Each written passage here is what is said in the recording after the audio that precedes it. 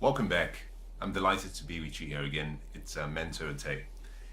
I want to talk about how you can create for yourself a life that you're, one, proud of, two, happy to talk about and share with people, and three, one that you're happy to pass on and teach other people. Now, to achieve this, you have to start by understanding what life is and who you are. I believe that life, what we call life, goes beyond just a collection of experiences and time. I believe that life has a purpose. I believe that part of that purpose is for us individually to make a contribution to the world or to the earth, and in such a way that when our time is up, that the generations to come look back or look forward, wherever they might be, look back and say, well, we're grateful that we had such great people come and leave, deposit their greatness to make our lives easy. So life is a gift. Life in itself is a gift. I will be sharing some of my personal beliefs and philosophies with you as we go along. And I want to start by saying this, that I do not expect that you agree with everything that I say. What I would like for you to do is, I want you to receive what I'm about to share with you, but I want you to question it. I want you to question it because all of the answers to life's secrets are hidden in questions. If there's something you want, if there is an answer you're trying to find for your life or in any area of your life, it's hidden in a question. And so the quality of the questions you ask yourself, but also you ask other people, will decide the quality of the answers you get. I want you to receive what I share with you, but I want you to also question it. Don't take it as being completely true. I bring it across to you from a place of sincerity. I believe it to be true, but it's based on my personal beliefs, and we're all different and our needs and wants vary. And that could simply mean that in my case, my opinions are subjective and perhaps more specific to who I am and where I find myself now. So receive the information, let it be processed in your mind, questioned information, and then spend some time and think about it, and then make a decision based on where you find yourself and what you believe is right for you. Now, coming back to the conversation about life, well, if life is a combination and a collection of all these experiences and moments, then what we call life is not something far off in the future. I believe that life is a combination of three specific parts. We have the past, which is gone now. We have the future, which is yet to come. And we have what we experiencing right now. You listening to what I'm sharing is the present. So with the past gone and the future yet to come, we can only live in the present. And therefore, life is really what we call now. Life is in a day. And the beauty of learning and understanding life means that you can fashion for yourself an exceptional journey through this, through the world and through what we call a lifetime. Now, if life is hidden in a day, and if life is now, then one of the things we all have to learn is, how do we live well? Because if you can live well, everything else in your life falls into place. If you understand the value of time, if you understand the purpose for time, and if you understand how to live well, then you've automatically given yourself a blueprint of how to live a truly exceptional life. And that is what most of us are trying to find. How do we live well? And what is the meaning of life?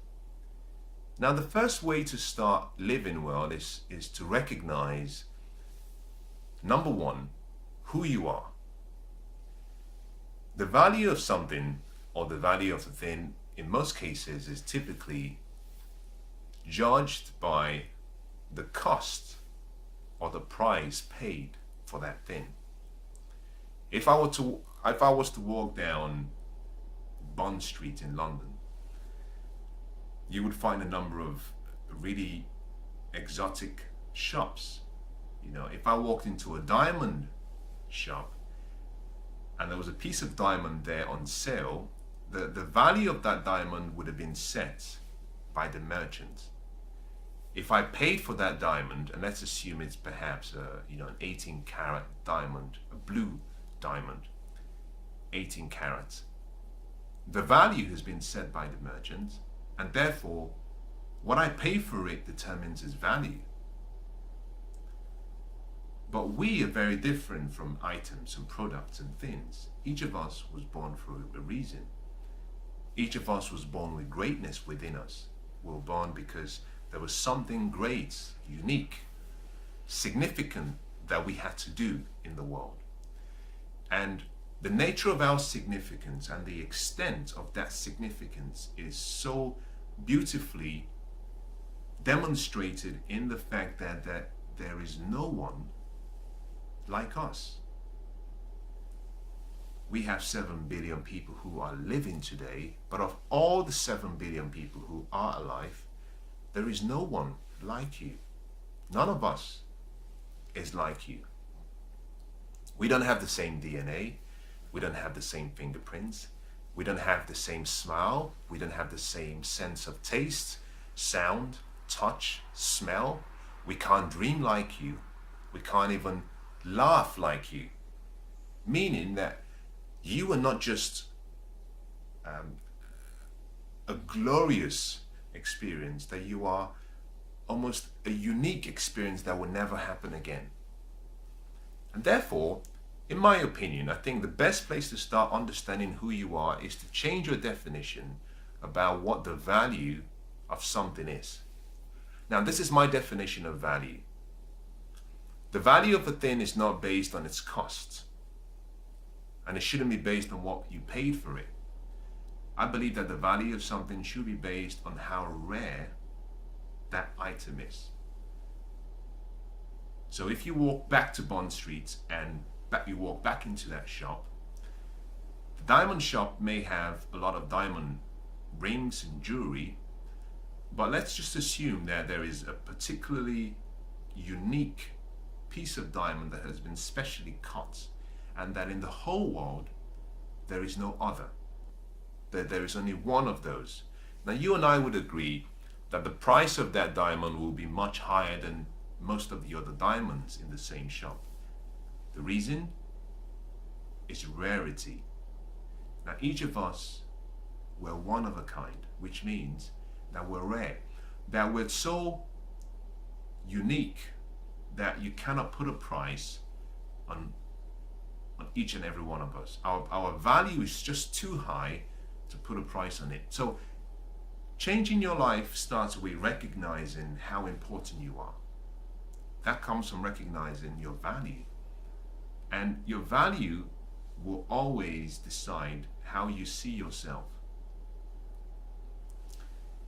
You've got to get beyond the opinions and comments that people have about you. You've got to get beyond the self-image that perhaps you have about yourself. You've got to get beyond the self-ideal you see in yourself. You have to come back to the basis, to the original truth, which is that your value is much more than anyone and any human being can understand. So understanding who you are, your value, helps you appreciate the gift of life. Now, if you know your value and you know your worth, then it means your interaction with people changes, because you also know what other people are worth, because you know who you are and how rare you are. You recognize that everyone else comes from the same source, and therefore they're very rare. Each and every one is rare, which means the way you value yourself will be the same way that you value other people. Automatically, that changes everything, because 80% of your happiness will come from your relationships. And if you treat people the way you would want to be treated, in most cases, not always, but in most cases, you tend to fashion and form a healthy, strong relationship. where there is mutual respect and there is love and there is the ability to share feelings, intimacy, and care. Interactions and how you get along with people will decide, in most cases, how well you experience a good life. Because there is no joy in things. My experience has shown me that accessories and things and cars and clothes and houses and boats and yachts and destinations and places to go have no meaning except you have someone to share it with. They have no meaning because there is no joy in things. No joy. The true joy comes in the experience you create for other people through the things that you have. But the common denominator there is people. So understanding your value and respecting the value and celebrating the value in other people helps you acknowledge the true joy you have within you, and therefore your interaction with people becomes on a much more empowering and much better level. Now, once you know who you are, the next thing is then how do you share that experience with other people? How do you share what you've experienced with other people? I don't think it's really for me to teach you how to share that experience with other people. What I will say, however, is this. No one knows you better than you know yourself. And one of the things I learned after a number of years in my life was that it was my responsibility and no one else's. It was my responsibility to teach people who I am, but also to teach and interact with people by showing them how to relate and understand who I am. Most people don't understand that process or that concept.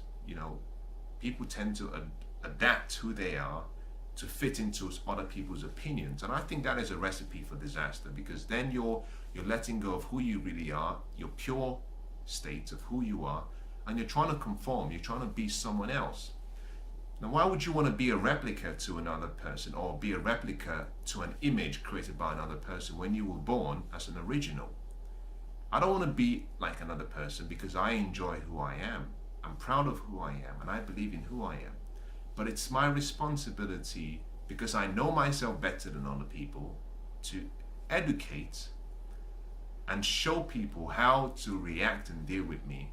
And in the same way, it's for me to also be attentive enough to learn from other people how to interact and respond and deal with them. So one of the great things you have to do if you want to experience a good life is to learn how to, I wouldn't say sell, but learn how to influence people so that you can get along with people. And this comes by understanding their needs, but also celebrating and respecting your needs and being comfortable enough to express those needs to other people in such a way that they understand. And that requires patience, that requires love, that requires attention, that requires time. But that is something you need if you want to create a good life. Now, once you've done that, you've set yourself up in a place where you can now start to live well. Like I said, if you live well, then everything else in your life will fall into place. You see, most people are too busy trying to earn a living that we've somehow forgotten the importance of standing back and designing a life. Success comes in parts. If you've heard me talk about success a number of times, you would have heard me say this, that success is like an equation. It's like a formula. There are component parts. Each component part plays a particular role. If you have all the component parts together, you have a great cocktail that is success, comes out well. If you have one part missing, that changes the outcome or changes the results of the success experience. If you put too much of one, not enough of another, it changes the results you get. And one of the most important parts of the success equation is lifestyle. Success comes in threes. What you do, which has to do with, what you achieve, if you grow, if you're producing. It's about achievement. The second part has to do with how you live, and this specifically is not really lifestyle. This is more to do with your fulfillment in life, your significance, whether you have love, whether you have joy, whether you have peace, whether you have purpose, whether you're happy to share your happiness with other people, but also with yourself. And this comes as a result of what you do, because what you do will decide how you feel. And so understanding the art of how to fulfill yourself is very important, because until you have the art of fulfillment and you've studied it and you can practice it well, it would be that the science and the principles of how to live well and achieve and grow and create will frustrate you. Now, when you combine both of them, you're already 2/3 of the way through. The final part is, how do you live, which is lifestyle. And lifestyle has to do with an act, is what you do. So how do you take the wisdom you have? How do you take the happiness you found? How do you take the progress and the growth and the creativity you have? And how do you then fashion that in living well, in interacting with people, in being happy, in celebrating life, in acknowledging the things around you? That is something that is not taught in schools. That is something you have to learn. That's something you have to design, practice. It becomes a habit, then it becomes a lifestyle. So lifestyle is very important. If you want to live well, you've got to learn how. That begins with you. There are various examples I can give you and strategies I can give you, but this is quite a unique experience to each individual. You have to decide for yourself how to live well. What makes you happy? What makes you sad? What makes you fulfilled? What makes you feel as though you're achieving your dreams and goals? You have to combine that cocktail. You have to make that mix yourself. And if you can do that, if you can take all of these ingredients and you can start to see life as a beautiful gift it is, and you're celebrating life, if you can see yourself as the beautiful gift that you are, and you can celebrate yourself, if you can see others as a beautiful gift that they are, you can relate with them and celebrate them and teach them how to relate with you. And finally, if you can choose and design how to combine all of those and live in a great way, I think you'll fashion for yourself a great life. And I wish you the best. Goodbye.